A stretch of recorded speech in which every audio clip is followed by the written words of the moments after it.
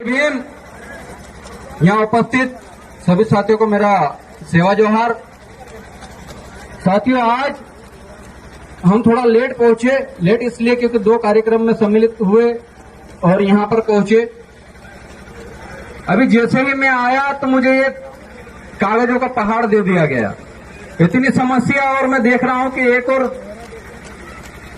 200-250 page का और bunch लेके भाई और बैठे हैं। धार जिला या आदिवासी क्षेत्र है, यहां पर 244 लागू होती है, जहां पर सबसे ज्यादा प्रताड़ित भी आदिवासी किए जा रहे हैं। क्या कारण रहा कि आदिवासी प्रताड़ित किए जा रहे हैं? क्योंकि हम आप जैसे लोग कुछ ही संख्या में बोलने लगे हैं, सब बोलने नहीं लगे हैं, सब उन कागजों को पढ़ने नहीं लगे हैं जो संविधान में हमको अधिकार दिए हैं। ये जो 5वें अनुसूचित एरिया है, यहाँ पे नौकरी करने वाला सभी लोग, चाहे वो कलेक्टर हो चाहे एसपी हो, यहाँ के नौकर हैं। और नौकरों को जो काम दिया जाता है वो काम है आदिवासियों की सुरक्षा करना, आदिवासियों को प्रताड़ित करना नहीं। संविधान की शपथ लेकर यहाँ पर नौकरी कर रहे लोगों को ये पता होना चाहिए कि जिस संविधान की बदौलत आपकी नौकरी लगी है, वो संविधान में जिस जगह पर आपको नौकरी करने के लिए भेजा गया है वो विशेष एरिया है।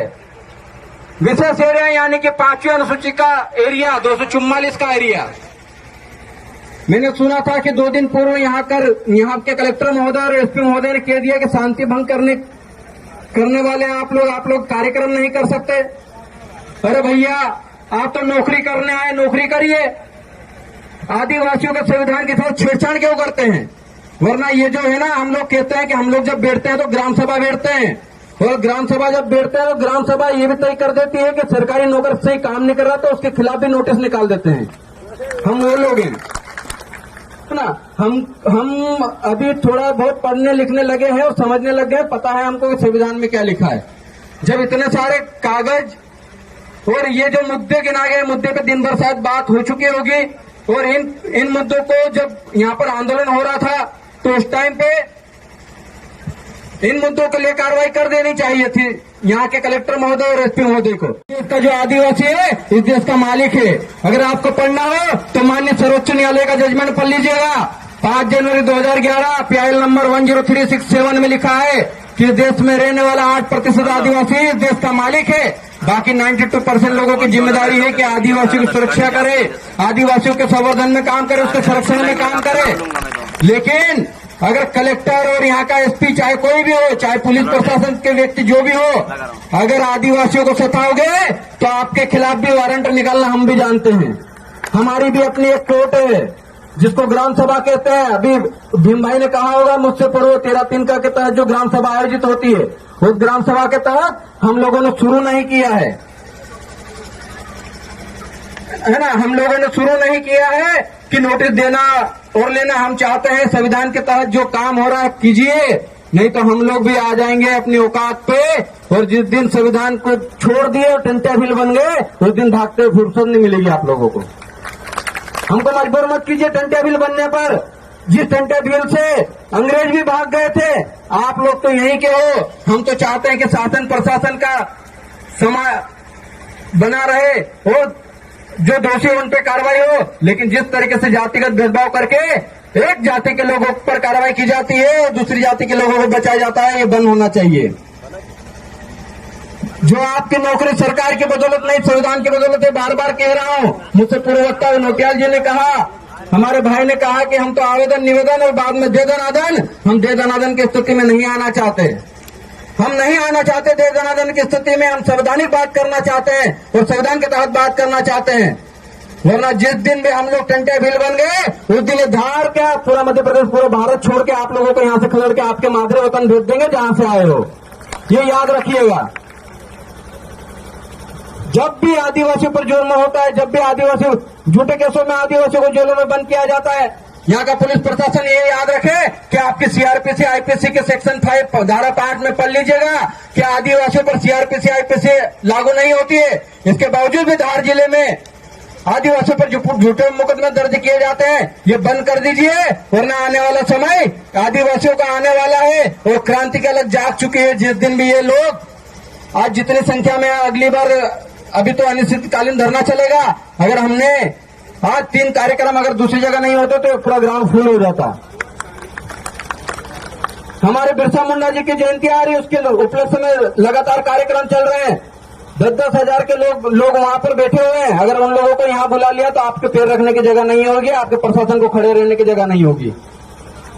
जो नवासा में जो हमारे भाई पर ट्रैक्टर चलाकर मार दिया गया, जो 3 बहनों को साथ बलात्कार करके उनको सामूहिक बलात्कार कर दिया और आप लोगों ने एक्शन नहीं लिया, और जरा सी बात पे अभी छोटे छोटे केस चल रहे हैं। जरा सी जो महुए की जो दारू होती है ना, महुए की दारू जो 5 लीटर या 10 लीटर अपने पीने के लिए रख रहा है, उनपे केस बना रहे हैं आप।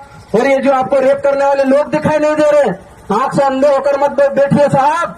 और जिस दिन आदिवासी ने सोच लिया और नोटियाल जी ने भी कह दिया, भाई ने कह दिया, हम लोगों को मजबूर मत कीजिए संविधान तोड़ने पर, संविधान को बदलने पर, वरना हम लोग तो संविधान के ऊपर हमारा 1935 का जो कानून है, हम लोग, आपका संविधान 1950 में बना, हम लोगों का कानून ब्रिटिश लोगों से, अंग्रेजी लोगों से लड़ झगड़ कर लिया हुआ कानून है, जिसको 244 कहते हैं, जिसको भारत शासन अधिनियम 1935 कहते हैं। 1935 का कानून एज इट इज 1950 के संविधान में रखा गया और उसी के तहत हमारे क्षेत्र को शेड्यूल्ड डिस्ट्रिक्ट एक्ट में रखा गया है। और शेड्यूल्ड डिस्ट्रिक्ट एक्ट में जो प्रावधान है, आप पढ़कर आ जाइए। अगर आप पढ़कर नहीं आए तो वापस मसूरी जाइए और ट्रेनिंग करके आइए और पूछ के आइए कि आदिवासी क्षेत्रों में अगर नौकरी करना तो उनके कानून क्या क्या है।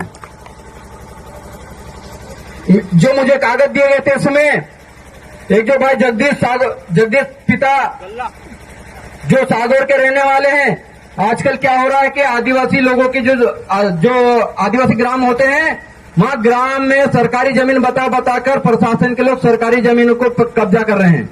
अरे भाई, आपकी भू राजस्व संहिता 1959 के धारा 57 में लिखा है कि जहां पर स्पेशल लॉ लागू होता है वहां पर आपका सामान्य प्रशासन लागू नहीं होगा। फिर क्यों आप लोग हमारी जमीन पर बेदखली का नोटिस देते हैं, हमारी जमीन से हमको खदेड़ने का काम कर रहे हैं? ये बंद कर दीजिए। आप लोगों को साथियों में बता दूं, आप लोगों के यहाँ जब भी आपके ग्राम सभा के परमिशन के बगैर कोई भी फैक्ट्री, कोई भी कंपनी या कोई भी आपको नोटिस नहीं दे सकता, लेकिन इसके बावजूद भू राजस्व संहिता को तार करके संविधान के अवहेलना करते हुए आप लोग काम करें तो आप पे भी देशद्रोह का मुकदमा हम लोग चलवाएंगे। अब आप अपने कानून पढ़िए, हम अपने कानून बताते हैं। जब समता जजमेंट 1997 कहता है कि अनुसूचित क्षेत्र में प्रशासन सरकार की 1 इंच जमीन नहीं है, तो ये सरकारी प्रशासन के लोग जो तहसीलदार, कलेक्टर होते हैं, एसडीएम होते हैं, ये कहते हैं ये सरकारी जमीन है, इस जमीन को आप खाली कर दो। तो मैं पूछता हूं कि समता जजमेंट जब कहती है 1 इंच जमीन नहीं, तुम्हारी जमीन कहां से आई? आपकी जमीन कहां से आई? जब आपकी जमीन नहीं है तो आपको नोटिस देने का भी अधिकार नहीं है। और जितने भी ग्राम पंचायत में जितने भी नए सरपंच बने हैं, पटेल बने हैं, सबको बता देना कि हमारी जमीन पर हमारा राज है। जो जमीन है वो ग्राम सभा की, किसी सरकार की नहीं है जो खाली करके चले जाएं। 40 साल से रह रहे बंदों को, 40 साल से रह रहे बुजुर्गों को, लोगों को नोटिस देकर घर खाली करवाया जा रहा है। भैया, आपकी जमीन नहीं। जब हमने आरटीआई लगा के शासन प्रशासन से पूछा कि ये बताए कि 1950 के नोटिफाइड एरिया में जो दर्शाई गई जिस जमीन है और अभी जिसको सरकारी जमीन बताया जाता है वो जमीन किसकी है, तो प्रशासन क्या कहता पता आपको? इस संबंध में इस जानकारी जो आपके द्वारा मांगी गई जानकारी है, ये कार्यालय से संबंधित नहीं है। आप कृपया ग्वालियर जाके पता करें। तो भाई, जब आपको पता नहीं है कि वो जमीन आपकी है तो आप नोटिस देने वाले होते कौन हो? आप लोगों को ये पढ़ना पड़ेगा, ये जानना पड़ेगा, क्योंकि आजकल आदिवासी एरिया में जितनी भी जमीनें हैं वो चाहे इंडस्ट्रियल एरिया के नाम पे, चाहे फैक्ट्री के नाम पे छीनी जा रही है, लोगों को वहां से भगाया जा रहा है। ये नहीं होना चाहिए। आज अगर आदिवासी जिंदा है तो जमीन की बदौलत है, अपनी संस्कृति की बदौलत है। आदिवासी के पास अब बची कुछ 1.5 एकड़, 2 एकड़ या 1-1 बीघा जमीन बची है। उस जमीन को भी खत्म कर दिया जाएगा तो रहोगे कहाँ रहोगे? पानी में रहोगे क्या? पानी में कोई नहीं जिंदा बचता। जमीन है तो आदिवासी जिंदा है। और एक चीज ये भी याद रखना कि जो लोग आदिवासियों को खत्म करना चाहते हैं वो भी याद रखें, जब तक आदिवासी है तब तक आप भी जिंदा हो। और जिस दिन आदिवासी निपट गया, जिस दिन आदिवासी जिंदा नहीं बचा, आप भी जिंदा नहीं बच पाओगे। प्रकृति को बचाने वाला आदिवासी, जीवों को बचाने वाला आदिवासी, जीवों का संरक्षण करने वाला आदिवासी, और उसी आदिवासी को मारोगे तो मानव जाति भी जिंदा नहीं बच पाएगी। ये कह देना चाहता हूं।